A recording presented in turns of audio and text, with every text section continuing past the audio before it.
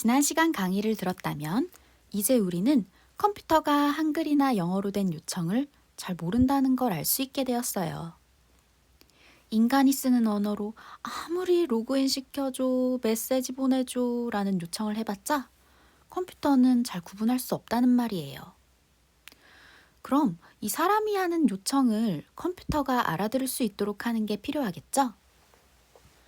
개발 공부 좀 했다 하는 사람들이라면 API라는 용어를 심심치 않게 들어봤을 거예요. 그런데 찾아보니까 뭐 API도 있고 RESTful API도 있던데? 그건 또 뭐야? 오늘은 이 API에 대해서 먼저 공부해 봅시다. 이해해야 할 것이 하나 있습니다. 요청을 보내는 쪽, 즉 클라이언트, 예를 들면 여러분의 스마트폰과 같은 것이죠. 그리고 응답을 주는 쪽, 서버, 예를 들면 서버 컴퓨터입니다. 이렇게 두 개가 나누어져 있다는 것이에요. 여러분의 스마트폰은 로그인 시켜줘, 메시지 보내줘 같은 요청을 보내고 서버 컴퓨터는 이러한 요청을 받아서 클라이언트한테 응답을 줍니다. 이렇게 하려면 응답을 주는 서버 컴퓨터 쪽에서 사전에 이 서버 주소로 요청 보내면 이러한 응답 줄게. 저 서버 주소로 요청 보내면 또 다른 응답을 줄게.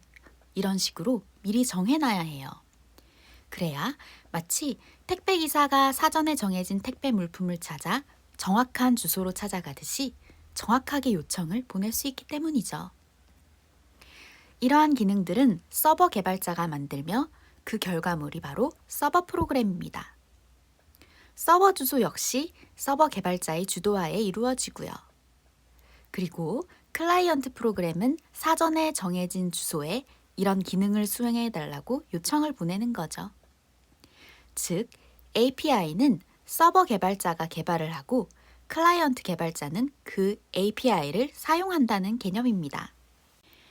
API를 만들 때에는 데이터를 주고받는 기능도 함께 넣습니다.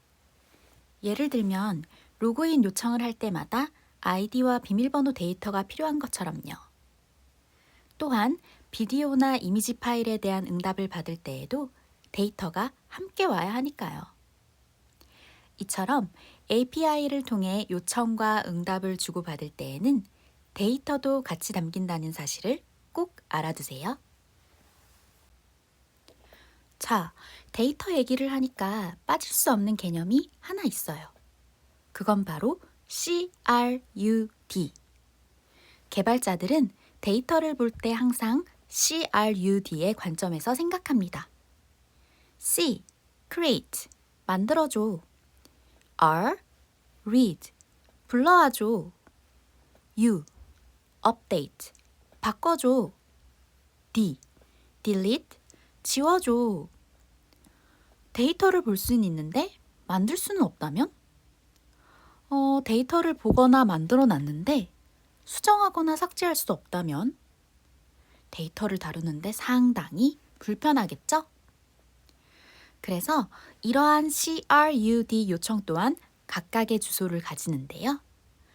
이렇게 주소를 만들다 보면 주소가 너무 많아지고 관리하기가 힘들어진다는 단점이 있습니다.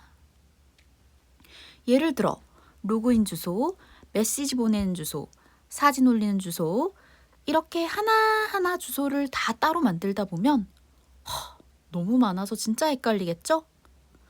그래서 개발자들이 고민했습니다.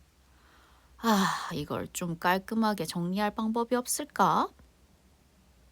그래서 이걸 좀 더 체계적으로 이 API를 관리하고 싶어 했고 그 영향으로 바로 RESTful API라는 것이 생겨나게 됩니다.